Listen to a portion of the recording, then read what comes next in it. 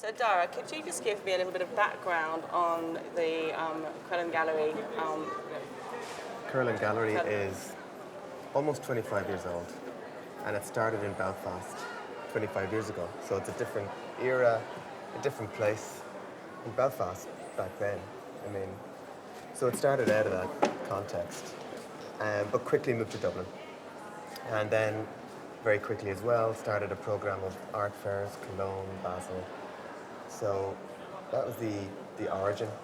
But for the last 20 years we've been in Dublin.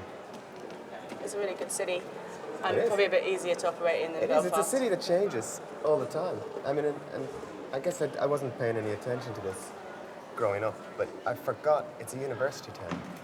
And Trinity College, it's like most of the city centre. So come September, the whole of Dublin changes. It's great. And do you get lots of students coming into this gallery? Yeah, yeah. And the building is was built and designed by John Paulson. Oh, nice. So we get a huge amount, we get more architecture students than we get fine art students. So, and they're photographing stairs and details of, handrails. And so we get it's an interesting way to engage when they're not really interested in the work, they're interested in the light fittings or it's quite funny. Measuring the proportions of the room. Did you commission Paulson to do it, or did you inherit the space? You commissioned him? Yeah, it was built by John in Dublin, so for us. Great, he does. It's because it's interesting because you can kind of, to a degree, like any other institution, dictate the terms to a degree of what's suitable for you. So you start to think about this problem of a neutral space, which doesn't exist, but it's always in your mind that it's possible. Yeah, it was an interesting process. But also the work that you represent and deal with has a relationship with architecture as it does to... Some does. Some of it does. Like Liam's work, which is on the stand. Yeah, the decision this year is a solo booth, one work, one artist, and it's very much about architecture. Or, no, it's not. It makes you think about architecture, I think. It gives you the proposition of any thought, really. It sparks thought about. Yeah, it sets up a site, if you will, and it's constructed in such a way that at many points through the conversation or when I'm describing the work, I tend to paraphrase Liam, which of course is problematic, but it's probably also the best way to do it. Don't know, but his work is always created in such a way, displayed in such a way that there's never one particular meaning that you can take from it. But there's various different languages deployed and different strategies deployed within the work. So you can come into it, you can discuss architecture, it can refer you back to the systems of production in a kind of in an economic climate such as this. So it has different ways of looking, or it presents itself in such a way that you have different options. And also in terms of the structure itself, one is open, one is closed, one's... Yeah, the piece has three elements. An open structure, a closed structure, but it is transparent and to a great degree reflective. So that, in a way, the objects of those two disappear. They're empty space. One is reflective back upon you, and one is empty because it's empty. And then the third element is a text. And it's in Arabic, which is a first for Liam, but it's a text that he's used before. So it relates to a previous body of work or an ongoing discussion. And it translates in English to the doors to the administration building have been left open, which is also a kind of open-ended proposition or statement. I'd interpret that as doors to the administration building, both as a kind of bureaucratic control arena, but also maybe administration as in terms of bankruptcy. Yeah. Well, he made a lot of work around the idea of a factory, a Volvo factory, a car factory, and a lot of it because he was interested in the idea of production, not consumption, and the idea that imagining a moment when all the factory workers have left. The factory's closing down, they have the means of production, but they don't have the car to produce. So with this text, it refers to an even greater degree of redundancy in that the bureaucratic level has gone, the accountants are gone, the administration has been left empty. So we have a site that is set up to make something, You have the facility, you have the wherewithal, but you don't have the purpose. And that can be art in a way. You create things that don't necessarily have a function, or they don't have any function, in that they can't be used. But they refer to applied modernity, they refer to making of things. And possibility. Yeah, for sure. And in a way it's interesting for us because Abu Dhabi Art Fair is born out of this kind of forward motion that has been set in place here to produce sites for new dissemination of culture, if not production of culture. So the idea of bringing a work that brings your attention to that here is... Yeah, it works beautifully, actually. I hope so. Yeah. Yeah. I mean, it would be good to get an explanation of what the text is, actually. Could you tell us what the text is? I mean, on the wall? Yeah, on the wall. Well, I mean, well, it is that sentence, or not a sentence, Yeah. it's that the doors So to it's the an administration building have been left open. So it has appeared before in I mean, why did he choose to put it in Arabic on this occasion? Was it because it was coming here, or was it something that was decided? Yeah, it should be read. Yeah.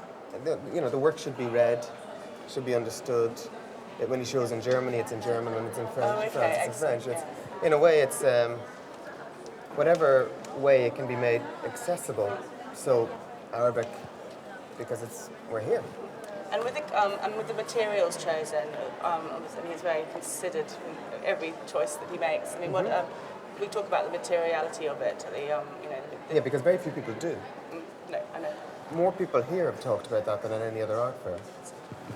Which is really interesting because most people at art fairs talk about Liam Gillick's work against a backdrop of his conceptual work, the theoretical writings, the whole history of the group of artists he worked with in the 90s. But here, the conversation is colour and form, and that's equally important within the work. He spends as long considering that. So you have the structure that's white with very light colours and reflective colours, and I think there's a conscious decision to use those colours in this region. I think it's in some way a response to being invited to make a work here. I think. We'll say it does. Possibly. Depends how you can interpret this. Indeed. And the shadow that plays as well. Is that a deliberate element of it? Because that's really delightful. Yeah. I mean, and it's inviting. I don't think any intelligent artist, particularly sculptor, or person who makes things without being conscious of how they actually exist in a given room. So a three-dimensional form, it has a physical presence, but I think every sculptor I know addresses what the shadow will be, because it occupies space, but it blocks space, and it reflects light, but it also blocks light. And I think understanding its weight in the space, understanding shadows, I guess that has to be part of the process, right? So the open structure sets up this beautiful grid on the floor, and the perspex structure sets up this beautiful array of colour. And that happens many times with his discussion platforms and his freestanding objects. You get a beautiful transformation of the architecture, however subtle. It becomes experiential. It's sort of... Completely, yeah. Nice. And that's a really key thing with the larger scale work that he makes with architects. I mean, he's coined the phrase shadowing architecture, but he works with architects, the Home Office in London, the Dynamica building in Mexico, the restaurant in the Guggenheim in New York, and all the features of his work alter the distribution of light and the idea of the space of the wall, or in a very subtle but kind of fundamental way, in a sense. Very effectively.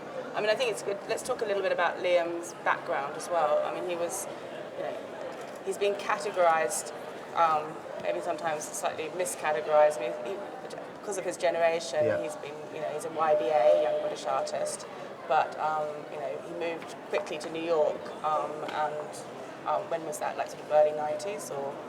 He showed his first show was in New York in '98, I think. Yeah. I'm probably wrong. I nearly always am. The definitions that come out, YBAs, rational aesthetics. I mean, they're driven by a desire to simplify. Yeah. everything. And he's a very complicated artist in terms of the fact that his work covers such a diverse range of medias and authorships. And I think it was last week or 2 weeks ago, J.J. Charlesworth in the ICA had a big discussion with them, and they debated this issue of the difference between complex and complicated, and I think they favour the idea that Liam his practice is complicated, but he does this in a kind of it's part of the work to set up many different layers of possible meaning and interpretation. And that's within the work, and that's within the writing and the theoretical writings, and within his practice generally. And but it also sets up a situation where he can avoid those categorizations that people set up to try and trap him. Yeah. So relational aestheticism, you mentioned it earlier, and we were talking about it, but it's actually the name of a book more than anything else, and it became a kind of catchphrase, an umbrella term to try and simplify what was essentially quite a complicated engagement that a number of artists had with each other, with the audience, with curators, with the space, with the architecture. And these artists moved away from the centres, and they were working in places like Montpellier and Dijon, and they were working together. And Nicolas Bourriaud wrote a book about this, and I think people were relieved at some point, at some level, that there was now a phrase that they could use to kind of put them in the corner. That's that done. And of course, none of them really fall into a category that's that easy. That's often a result of the market, rather than. I think it's a human desire to make things to simplify, so we can put it in a box and say now we understand that and deal with it. And it's not a phrase that is actually in any way useful to describe his work. No, I mean I've read up on relational aesthetic, and it's obviously some of it applies to him, but also his projects. They have there's a kind of consistency of approach, but I think it's also a term that can actually apply to almost any art in a funny way, because the aesthetic is based upon its relationship. If it's understood at that level, on one level, and I think I'd be hard pushed to find good art that isn't, in a way, understood in terms of its context, and that its relationship, your relationship as a viewer to it. I mean, your relationship to art at an art fair is different to your relationship to art at a museum, or at home, or in someone's home. The context always sets up a different reading. Yeah, exactly, absolutely. I mean, I think Is that what I think at the end of everything? I think I'm not committing to that statement. Perhaps. I mean, Liam was also obviously has had a lot of international exposure at biennales and art fairs. I mean, I think one of the most interesting projects was the Venice Biennale, relatively recently. Was it 2009? 2009. Yeah. Where he took, was it British Council project? What was it? No, he represented Germany. Oh, the German. Yeah. How did that come about? The whole issue of the YBA, that kind of idea that he left London. He left London, and Liam showed more in Germany than any other country, and established a working relationship with curators more than other artists in a way. And so Nicholas Schaffhausen, the curator who is now in Austria, became somebody he continually worked with in terms of ideas and shows and exhibitions. And it came to the moment in the time when Nicholas was the curator for the German pavilion. And on the first year he did Isegensky, which actually Liam wrote the catalogue essay for. Okay. This is him playing his a different multiple roles. Yeah, indeed.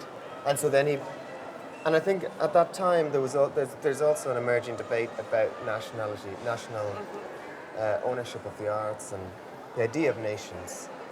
And Venice still represents, oddly, this strange moment where people retreat into pavilions to declare themselves as British or Irish or German. And there's been occasions in the past, particularly with the German pavilion, where they're not. Liam isn't the first non-national to represent. Okay. And some pavilions have done group shows with not artists from that region or that country. But he identifies as German art. And he had been supported by German. Yeah, the infrastructure, the German infrastructure was was part of what he. But I think they responded to the fact that he's an artist who was born in England, brought up in London, in a house that was Irish in a sense. His grandfather and father is Irish, so there's already a complication there. left London, established a career in Europe, lives in New York. He's already an example of what is, for a lot of artists now, people who are no longer tied to a national the global artist. I mean, or a it's national very identity. much part of what's going on here. And I think this year at the German and French pavilions are swapping over, so they're kind of again trying to. I think I read that. Yeah, I think. Yeah, you can quote me on that. And if they haven't, it's a good idea and they should do it. Yeah, should do it. State it now. Yeah, that was mine. Bed swap, French and Germans. But it wasn't started with Liam, but it was just, I guess it was such a high-profile thing because his work is also not. It didn't address. That was the problem that most of the press had. It didn't address any idea of. Nations. But in a way it did, because it used the Frankfurt kitchen as a central motif. Which is probably one of the most pivotal moments of early design, early 20th century design. I mean, the Frankfurt kitchen audience was the first mass-produced kitchen for domestic, and it kind of broke down the divide between domestic.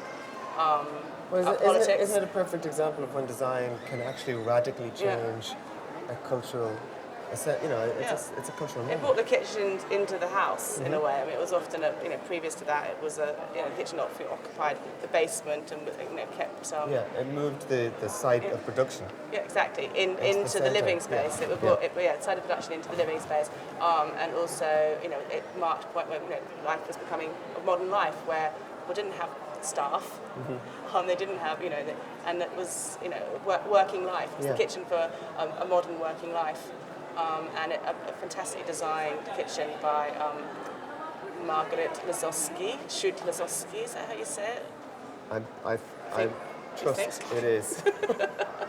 And it's an extraordinary piece of design. And in fact, actually, I met a collector of Frankfurt kitchens. She had a warehouse with about 200 in there. Saying, yeah. I know. Kind of slightly bonkers, really, but I mean, kind of takes away the idea of it, because now you have 200 of them. But there's almost 200 of them in Liam's piece, because it's a continuous snake or pathway through the pavilion of this Frankfurt kitchen. So it kind of he didn't do anything to alter the space, and he left the space exactly as he'd moved in. And usually people build walls and they black out windows or build doors. It snaked through the space. It went through the space, so it occupied every single possible base in the. It wasn't very compact. It was flat pack. It was flat pack. Frankfurt kitchen via IKEA. Yeah. Well, I mean, it was IKEA is the continuation of the Frankfurt kitchen. Exactly. I mean, and that's I say it kind of lightly, but that all that is. I mean, this is Liam's work, and this is what happens in Liam's work. All those elements are possible entry points. You can read it on all these levels, or at least they make it a more complicated piece. It's context, and the Frankfurt kitchen within the German. It's one of Germany's major achievements of 20th century design. Yeah. And slightly under presented, or like the Volkswagen. Yeah. Well, it again has its own complicated history. The Frankfurt kitchen was what I can't even think what the year it was, like 1927 or something like that. Again, I'm trusting you completely on that. I did actually make a film which included the Frankfurt kitchen. I should know. So when was the Frankfurt kitchen designed? In Frankfurt. There you go. Anyway, so there was. But it's an interesting because here we have a structure that's made of aluminium and plexiglass, and it's important that it's plexiglass. It's the trademark designed glass, and one of the most important aspects of it is that he uses the international RAL color. The International Code of Color. So the red that he picks in his kitchen in New York when he's making the work is exactly as it will be here, exactly as it would be in India. Anyway. Is it using universal? It's a universal code used systems, by architecture. Yeah. So it's a system that's put in place, much like the Frankfurt kitchen, that has a set standardized, which is relates to the Frankfurt kitchen completely. It's about standardized design. So it wasn't that weird in any way that the kitchen would become a central motif within the work or a material within the work, since he's already using plexiglass and aluminium and the T-section aluminium. It's also a standard relation. And the sizes that he uses are all the kind of standard issue sizes. Yeah, so it's pragmatic decisions based upon. And that's part of the work. I mean, the kitchen also is where he works. I mean, we were discussing this earlier. That, he works out of his. He hasn't got a studio, and felt the need never to have a studio because the studio. He even starts the day with an empty table every day, so he goes back to the beginning every day. And I think the studio would become too much of a loaded place for him. He always felt freer without that. And so he's also believes he's of the first generation to be living in screen space. I mean, we live in computers, iPhones, iPads, and now So he makes all his work on 5 computer screens. So he's got 5 computer screens in front of him, and each one is an aspect of the project. Yeah, or they, the way sometimes computer screens, the window you're working on can even be split between 2 screens sometimes. It's kind of. I find it quite confusing, but yeah. Yeah, but it's kind of it's almost like a wall, a mosaic of all the different things that he works on. And so it's a studio, but it's in the kitchen. Yeah, exactly. It's a virtual studio in the kitchen. Let's hope no one pulls the plug. Yeah, exactly. You can. Interesting. I'm trying to think what else we can discuss here about Liam. I mean, Liam's what's next on Liam's? What are you up to next with Liam? He does a lot. I mean, he's all the time producing. He's curating. He's writing. He's a writer. He's been writing a number of new texts on particular issues. That's going to be published. He works a lot with the Eflux journal. Oh yeah. And so he's publishing with them. And he's starring in a new movie in London as well at the moment. That'll come out next year. He's a star, so he's acting in it. Yes, yeah. Is it something that he's involved? I mean, this is again probably it's a collaboration. Does he know the filmmaker well, or was he cast? No, it was all. I think it was all quite out of the blue, but it's a new process for him and a new way of engaging and working, and I think he's finding it very interesting. We'll all have to wait and see what the movie. We'll see how good he is at acting. Yeah, you can cut that out of the interview. Yeah. Same again next year. You might get cut on the editing floor. You might hit the editing floor. We'll discuss the movie at length this time next year. Exactly. How much fun. Has he directed before? He directs. Yeah. But this one he's a little star. But so he has seen both sides of the camera. I mean, he has a movie on show, a same movie, a he does video art, doesn't he? He does, yeah. It does. And actually, the one on show in London at the moment is a Margin Time, is a science fiction of sorts. It's great, and it actually relates to his work, and you can see it. It's almost a sculptural thing. It's so he's aware of how things work, but it's usually in the editing process more than anything else. He doesn't, he's worked with actors, he's worked with stage sets, he's created plays, he's written plays, but this is the first time he's acted. I can't wait to see. Yeah, Joanna Hogg, she's an independent filmmaker in England. She made Archipelago last year, and so I think there's much anticipation for this. And did she seek him out? Did she cast him? I mean, she did the role Google with him in search. mind. Yeah. Oh, Google. His face came up. He'll do. Rough. I think. Yeah. Rough-looking artist. Middle-aged artist with a beard. Sitting in his kitchen with a cat. And Liam came up. Yeah. There you go. There you go. Perfect. Yeah. Excellent. I think that probably does it. Okay. So, thank you very much. Thank you.